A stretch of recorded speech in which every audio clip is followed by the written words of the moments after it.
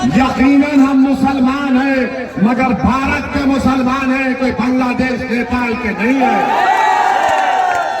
और याद रखो, पटना की कुर्सी पर बैठना है। अब पटना की मुख्यमंत्री की कुर्सी को छीनना है। अब लड़ाई उप मुख्यमंत्री की नहीं है, अब लड़ाई सीमांचल के बेटे को मुख्यमंत्री बनाने की है। क्यों नहीं अख्तर ईमान मुख्यमंत्री बन सकता, मुझे बताओ? नहीं बन सकता? अख्तर ईमान मुख्यमंत्री बनेगा? कैसे बनेगा? जब तुम वोट डालोगे तभी तो बनेगा। अगर आप हम सब मिलकर मजलिस के जीडी अलायंस के एमएलए को कामयाब करेंगे तो पटना में सीमांचल का बेटा मुख्यमंत्री बनेगा इंशाअल्लाह। और हो सकता है कि अख्तर ईमान तुम्हारा हायत बढ़ के आए, क्योंकि सीमांचल से इंसाफ अमूर, बैसा, कोचा दामन, ठाकुरगंज, बहादुरगंज, अरारिया, किशनगंज, कटिहार इंसाफ उसी वक्त होता जब मजलिस को आप अपने वोट से नवाजेंगे। इख्तिदार जब हासिल करेंगे, इन बच्चों का मुस्तकबिल अच्छा होगा। सैलाब आएगा तो उससे पहले टाटबंद का काम होगा, बारिश होने से पहले पुल का काम शुरू होगा, रिश्वतखोरी का खात्मा होगा। तो मेरे अजीज दोस्तों और बुजुर्गों, आप तमाम 11 तारीख को पतन छाप को वोट देंगे। आप अज़मियत का शिकार नहीं होंगे। तो मैं आखिर में आपसे ये दुआ भी करता हूं कि जनाब रहमान साहब जो बालूगंज की जमीन दिए हैं, अल्लाह उनकी मग़फ़िरत करे।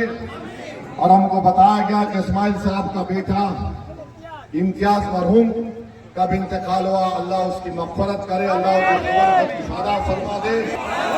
मेरी माँ और बहनों, आपसे भी अपील कर रहे हैं कि अपने वोट को ज़ाय होने मत दीजिए। अख्तर ईमान आपका खादिम है और खादिम रहेगा। ये काम यहाँ के अमूर की जनता के विकास का काम की जिम्मेदारी असदुद्दीन ओवैसी ले रहा है। और हम इंशाअल्लाह ताला 6 महीने में एक मर्तबा जरूर आएंगे आपके पास। अख्तर भाई से पूछेंगे, बताओ कितना काम हुआ, जरूरत पड़ी तो अख्तर भाई का हाथ और कान भी पकड़ेंगे।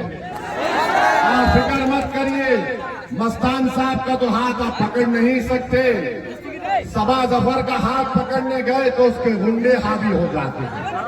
तो खैर कोई बात नहीं, मुझे यकीन है कि 11 तारीख के दिन हम इत्तेहाद के नाम पर, सीमांचल के नाम पर, वक्फ के काले कानून के खिलाफ, हमारे बच्चों के मुस्तकबिल के लिए और विधानसभा में कोई बोलने वाला जो मुख्यमंत्री बन सकता है, उसके लिए हम पतन छाप को वोट देंगे। 11 तारीख को पतन छाप, सीमांचल जिंदाबाद, सीमांचल जिंदाबाद, अमूर की जनता जिंदाबाद। नारे तकबीर, नारे तकबीर। कोई कह रहा है कि देखो, अगर मिलकर वोट मैदान डालेंगे तो कोलैया जीत जाएगा। मस्तान साहब जो माशाल्लाह ज़ईफ हो चुके हैं, मगर मस्तान साहब 30 साल के एमएलए थे। क्या अख्तर भाई 30 साल के एमएलए थे मस्तान साहब। जब आप चल नहीं सकते, जब आपका सेहत साथ नहीं दे रहा है, आखिर ये हिरस क्यों है आपको? आप घर में बैठिए।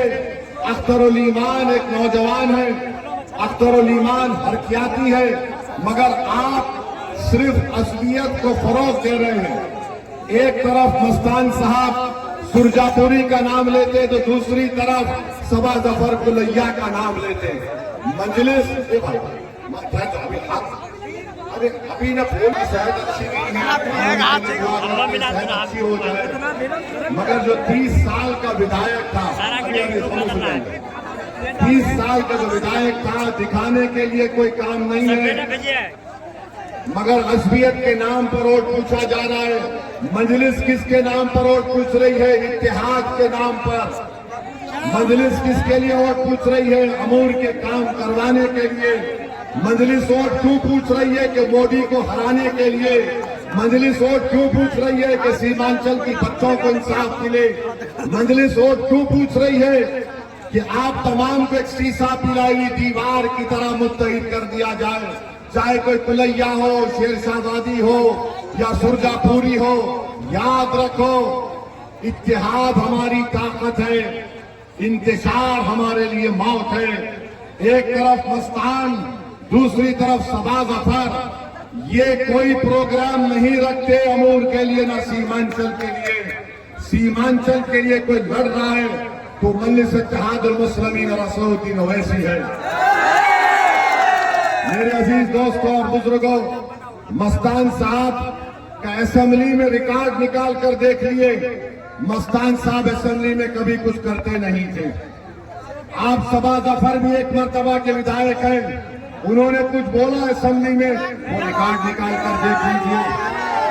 अगर कोई असेंबली में जाकर बोलता है, लड़ता है, इंसाफ का मुतालबा करता है तो उसका नाम अख्तर अली खान। और हम मस्तान साहब को पैगाम देना चाह रहे हैं। मस्तान साहब, आपकी पार्टी नरकटियागंज में तेजस्वी यादव ने दीपक यादव को टिकट दिया। अभी इंटरनेट पर, गूगल पर उसका नाम डालो मेरी मां और बहनों, बच्चों, दीपक यादव नाम डालो। नरकटियागंज से उसका गूगल में, इंटरनेट पर फोटो आएगा। दीपक यादव तलवार बांट रहा है। तलवार क्यों बांट रहा है? गठबंधन का उम्मीदवार है दीपक यादव नरकटियागंज से। तलवार का मुर्गी काटने के लिए बांट रहा है या बकरा काटने के लिए तलवार बांट रहा है? बोलो मस्तान, बोलो ये क्यों हो रहा है? एक तरफ मोदी घुसपैठी बोलता है, दूसरी तरफ कोई हमको कहता है कि हम चरमपंथी हैं। इस मजमे में हम इतने लोगों को देख रहे हैं जिनके चेहरे पर दाढ़ी और सर पर टोपी है। तो गठबंधन की नजर में, मस्तान साहब की नजर में सब चरमपंथी हैं।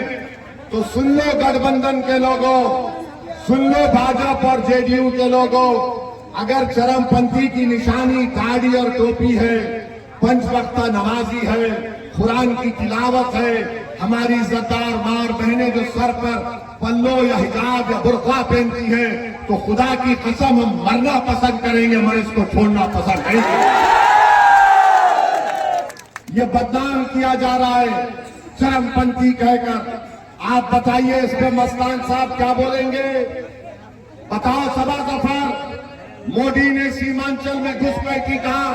मैं आज यहाँ पर आपके दरमियान में खड़े होकर रहमानिया फील और भट्टा घाट की जनता से पूछता हूँ, क्या यहाँ पर कोई बांग्लादेशी है? कोई नेपाली है? तो फिर किस बुनियाद पर सबा जफर, जो पूरे सीमांचल को, भट्टा घाट और रहमानिया फील के अमूर की जनता को बदनाम कर रहा है, घुसपैठिया कहकर किस बुनियाद पर तुम वोट का मुतालबा कर रहे हो?